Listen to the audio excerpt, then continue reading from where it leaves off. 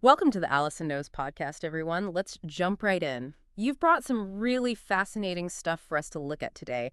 A whole collection of historical notes and excerpts spanning like the late 1800s, the mid 1900s. We're going deep, deep, deep into global empires, all those crazy socioeconomic shifts happening back then, and even some specific regional developments during that whole era. Yep, that's right. Our mission today, or should we choose to accept it, is to really unpack these sources, pull out those key insights, and try to connect all these seemingly random dots, to paint a clearer picture of this absolutely crazy transformative period in history. You got it. We've got material on European imperial ambitions and those nationalist movements that popped up, the huge socioeconomic changes in Europe, especially in agriculture. And we even have a framework to try and understand how civilizations rise and fall, that big picture stuff. Yeah. Then we'll zoom in on Ukraine during this whole period, looking at their politics, society, economics, religion, the whole shebang.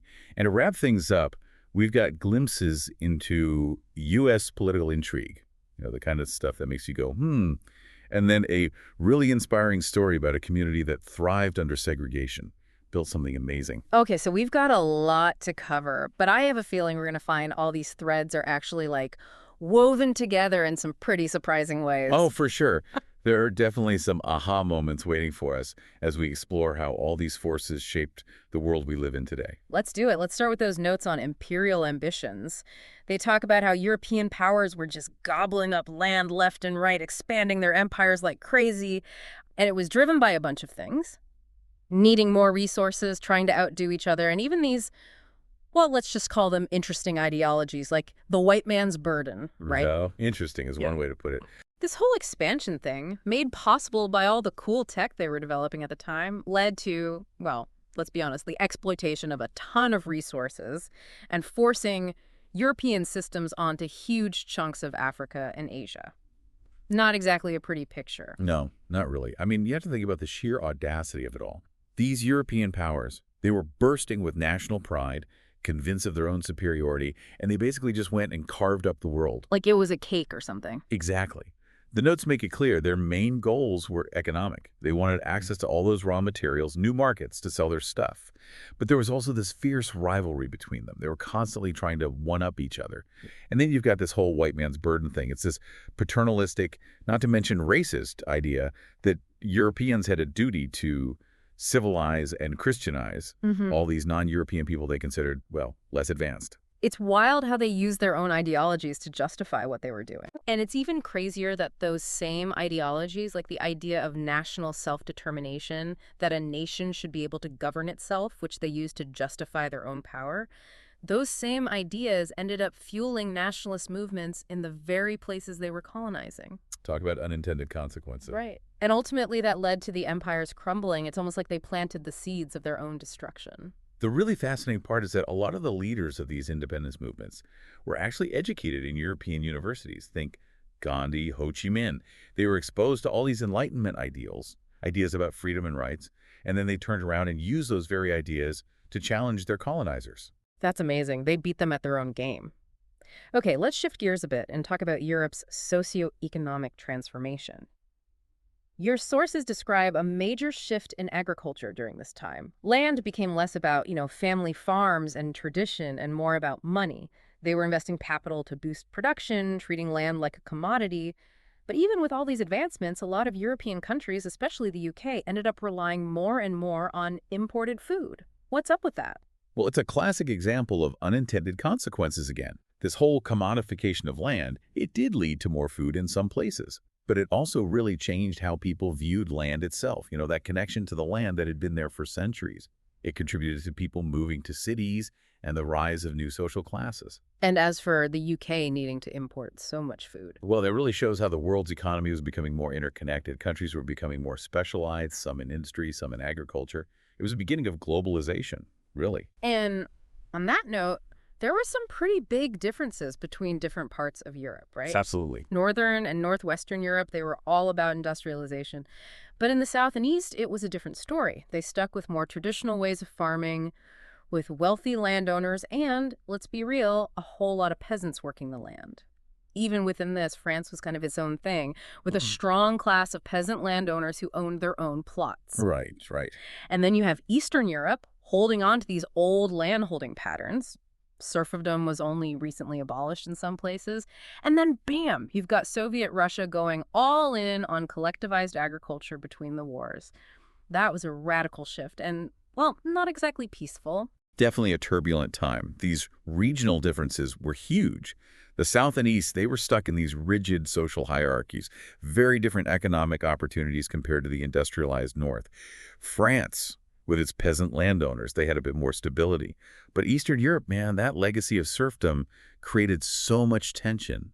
And then the Soviets came in and said, nope, no more private land ownership. We're doing this collectivization thing. It was a huge social and economic upheaval, really shook things up. So you've got this picture of Europe needing more food from abroad, but a good chunk of the continent is still doing things the old way. It's like a continent in transition, right? Trying to figure itself out.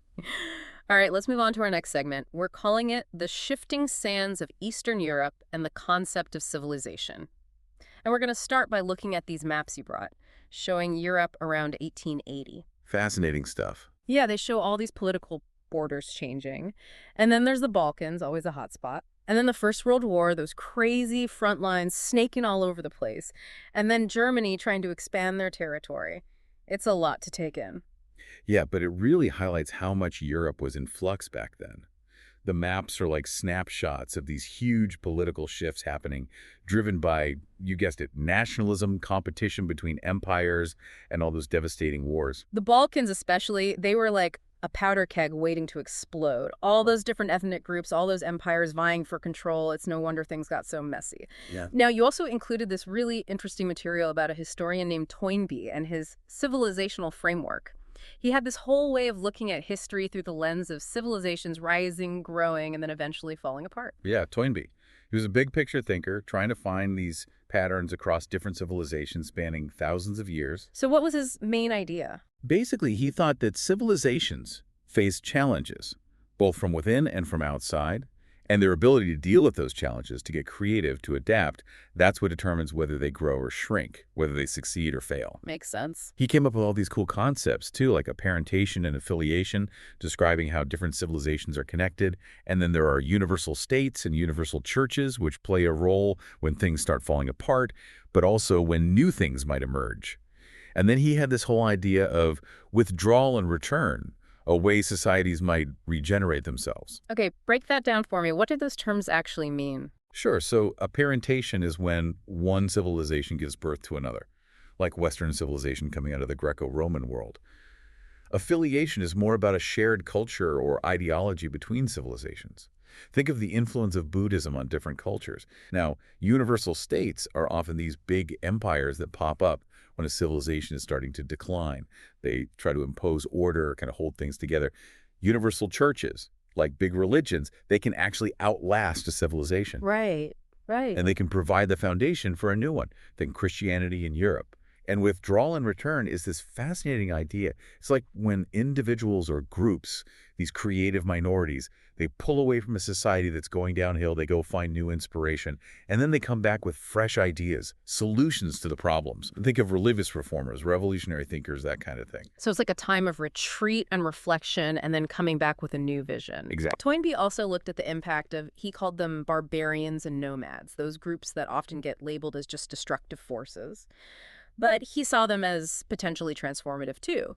And then he considered things like the environment, technology, all those factors that shape a civilization's journey. He wasn't afraid to tackle those big, complex forces. He even linked nationalism and industrialization to the modern Western world and the way we study history itself. Absolutely. He saw those barbarians and nomads not just as destroyers, but as agents of change, often forcing those settled civilizations to adapt or, collapse. Survival of the fittest, in a way. Kind of, yeah. And he recognized that the environment could be both a source of opportunity and a limitation for civilizations. So how do we apply Toynbee's ideas to what was happening in Europe during this time? Well, think about the rise of nationalism, that intense nationalism in the late 1800s and early 1900s. It led to so much competition and ultimately war. You could see that, through Toynbee's lens, as a sign of stress within Western civilization. And then you have the Industrial Revolution. It brought progress, sure, but it also created new social problems and fueled that competition between empires. Those were huge challenges that European societies had to deal with. Wow, when you put it like that, it really makes you think. And speaking of thinking, we're actually halfway through our deep dive already. Time flies when you're exploring history, right? It really does. And if you're enjoying this exploration, I want to remind you to like, subscribe, and share Allison Knows on YouTube. It really helps us bring you more of these deep dives. All right, on to our next segment. Taking a closer look at Ukraine. You provided this really detailed historical account, and it's fascinating to see how this one region was going through such intense transformation within the bigger picture of Europe at the time. Now, you mentioned that the Soviet version of history presented Kievan Rus' as this common origin point for all East Slavs, like Russians, Ukrainians, and Belarusians. And they claimed that Ukrainian and Belarusian identities didn't really develop until later, influenced by things like the Mongol invasion and being controlled by Lithuania and Poland. Yeah, that was the official narrative. But it feels like they were trying to downplay the unique history of Ukraine, right? Absolutely. The Soviets, they wanted to emphasize a shared history to justify the whole idea of a unified Soviet Union. They often downplayed the individual histories and cultures of the republics. The idea was to make it seem like Ukrainians were just a branch of Russians who somehow got separated, but that's not the whole story. And that brings us to the historical account you shared. It paints a much more complex picture. It talks about the emergence of Ruses with those Varangian leaders in Kiev, how it flourished and then eventually fell apart because of internal conflicts and all those threats from outside, culminating in the Mongol invasions in the 1200s. The early history of Kievan Rus is so dynamic. You have this blend of Slavic and Varangian influences, those Scandinavian warriors and traders. They created a sophisticated political and cultural center in Eastern Europe. But then you have all this infighting between the different princes and the pressure from nomadic groups, and it all leads to this fragmentation. And that made them vulnerable to the Mongols, who had a devastating impact. And then there's the adoption of Christianity under Volodymyr the Great in the late 980s. That was a huge turning point, right? Absolutely. It tied Russes to the Byzantine world, which had a huge influence on their culture and religion. The text also talks about how the Kievan system of political succession was, well, often a bit of a mess. Lots of conflict, different branches of the ruling family fighting for power. Yeah, it was a recipe for instability. And even after the Mongols were gone and Kiev wasn't as important politically, the fight for control over these lands continued. It was strategically valuable territory. So then Lithuania and Poland come into the picture and they bring their own changes to the social structure, right? That's right. We see the nobility getting stronger, the peasants getting weaker, and there are important religious developments too, like trying to establish new Orthodox metropolitanates and then the division of the Kievan metropolitanate. And then to make things even more complicated, you have the Union of Brest in 1596. Yeah, under Lithuanian and Polish rule, Ukraine was being pulled in different directions. They were integrating more into Western European systems, which led to the rise of a powerful nobility and, unfortunately, the peasants losing more and more of their freedoms. And the religious situation, wow, that became so complex. Definitely. With the Union of Brest, you have the creation of the Uniate Church, an Eastern Rite church that was in communion with Rome. It created these lasting religious and political divisions within Ukrainian society. And then you have the Cossack uprisings, especially the one led by Bohdan Khmelnytsky. That was a major challenge to Polish rule, right? Huge challenge. The Cossacks, they wanted their own privileges, and they wanted recognition for the Orthodox Church. Khmelnytsky's rebellion was all about establishing a Cossack hetmanate, their own state, and protecting their faith. And then later, you have Ivan Mazepa siding with Sweden against Peter the Great in the Great Northern War. That didn't work out so well for him, but it shows that Ukrainians were still fighting for their autonomy. Mazepa's alliance with Sweden, that was a gamble, a big one. Yeah. And it failed at the Battle of Poltava. But it shows how much Ukrainians wanted to be independent, and it also highlights the complex political maneuvering that was happening in Europe at the time. So then Ukrainian lands become part of the Russian Empire, and that leads to even more changes. It does. You have the peasants being divided into state peasants and serfs, and then later industrialization, which brought a lot of Russians into Ukrainian cities. Yeah, under the Russian Empire, Ukraine went through some major social and economic shifts. Serfdom expanded in some areas, and then industry started to develop, which brought an influx of Russian workers and officials. So it was a deliberate policy of Russification, really. And the Tsarist government also tried to suppress Ukrainian language and culture. Oh, yeah, they definitely did. They saw Ukrainian identity as a threat. The Uniate Church faced persecution too. It did. But despite all of that, the 1800s saw a real flourishing of Ukrainian intellectual and cultural life. It's like they were laying the groundwork for a modern national movement. Exactly. They were rediscovering their roots, their language, their history. And then World War I and the Russian Revolution hit, and it was pure chaos. You have the Ukrainian National Republic and the Western Ukrainian National Republic trying to establish themselves, but it all ends with the creation of Soviet Ukraine. It was a time of huge hope and also heartbreak for Ukrainians. They got a taste of independence, but it was short-lived. And then the Soviets came in with their own agenda. Right. Initially, they had these policies of Ukrainization. They promoted the Ukrainian language, Ukrainian culture. But then came collectivization, and that was devastating, especially for the peasants. It caused widespread famine. Millions of people died. Wow. You can really see how all these themes we've been talking about, nationalism, imperial power, socioeconomic change, and conflict, they all come together in the story of Ukraine. It's like a microcosm of what was happening all over Europe. It really is. All right, let's shift gears one last time. We're moving on to our final segment, Echoes of Power and the Resilience of Community. And we're going to start with those excerpts from All the President's Men. Now, this is a very different context, right? We're talking about the U.S. political system, the potential for abuse of power within a democracy.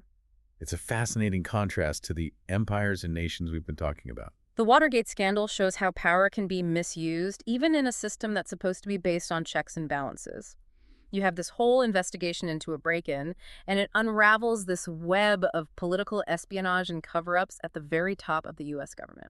It's a classic example of how those in power can try to manipulate the system for their own benefit, even if it means breaking the law. And the details are pretty shocking. You have money being traced to Mexico, a secret security fund, allegations that key figures knew about the Watergate break-in beforehand.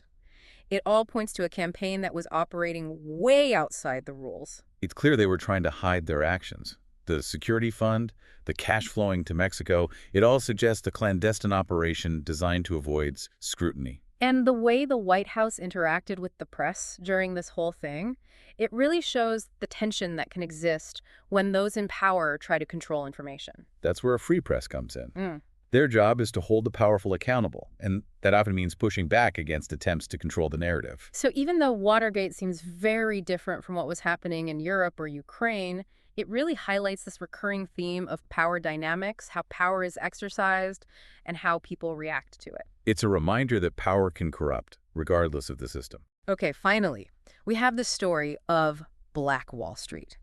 This is a truly inspiring example of a community that faced incredible adversity but built something amazing. A testament to human resilience. The Greenwood District in Tulsa, Oklahoma, it became a thriving center of Black economic activity. And it all started because of segregation, which forced Black businesses and professionals to create their own economy within their own community. It's what they call the economic detour. Forced segregation was obviously a terrible injustice, but it inadvertently created this situation where Black entrepreneurship could flourish. It was a self-sufficient ecosystem fueled by necessity and a strong sense of community. And they built it all. They had schools, churches, newspapers, cultural institutions. It was a vibrant community. Those institutions weren't just about services. They were about identity, mutual support, and cultural pride. And they faced so many challenges, including the horrific Tulsa Race Massacre in 1921. But they rebuilt, they persevered, and even when integration started to chip away at Greenwood's insular economy, the spirit of the community lived on. They even established the Greenwood Cultural Center to preserve their history. That's what's so remarkable. They endured so much, but they never gave up. They fought for their community, and they made sure their story would be remembered. And then you have figures like Jimmy Rushing, a fantastic musician who came out of Oklahoma City. He was a bridge between different musical styles, and he really shows the incredible talent and cultural richness that came out of these communities. People like Jimmy Rushing, they broke down barriers, defied expectations. They showed the world that creativity and brilliance can flourish anywhere, even in the face of oppression. It's a powerful reminder that even in the face of injustice, communities can adapt, they can thrive, they can hold on to their identity. It's a testament to human ingenuity and the power of working together. So what can we take away from all this? I think it shows that history is more than just a collection of facts and dates. It's a story, right? Exactly. It's a story about people, about choices, about consequences. And those stories are still relevant today. Absolutely. We've seen these grand narratives of empires and nations, but also the struggles of individuals and communities trying to find their place in the world. We've seen the impact of ideas, of economics, of technology, and we've seen the power of resilience, of people coming together to overcome adversity. And we can draw connections between these seemingly disparate stories. They're all part of a larger human tapestry. And the legacies of these events, they're still shaping our world today. Think about the borders of Europe, the tensions in Eastern Europe, the way power and the media interact, the fight for social justice. Understanding history gives us a deeper understanding of the present. It's like having a key to unlock the complexities of the world we live in. And if you're enjoying these deep dives into history, please consider liking, subscribing, and sharing Allison Knows on YouTube. It helps us keep bringing you this kind of content. So, what's the final takeaway for our listeners today? Well, I hope you've gained some new insights, maybe had a few aha moments. History isn't just about the past. It's about understanding ourselves and the world around us. It's about learning from the past so we can build a better future. Exactly. Now, for one last thought, we've seen examples of resilience throughout our conversation today. The resilience of nationalist movements, the resilience of communities fighting oppression, even the resilience of a free press holding power accountable. Powerful examples for sure. What does that tell us about the human spirit? What can we learn from those who came before us about facing challenges and never giving up? I'll leave you with that question.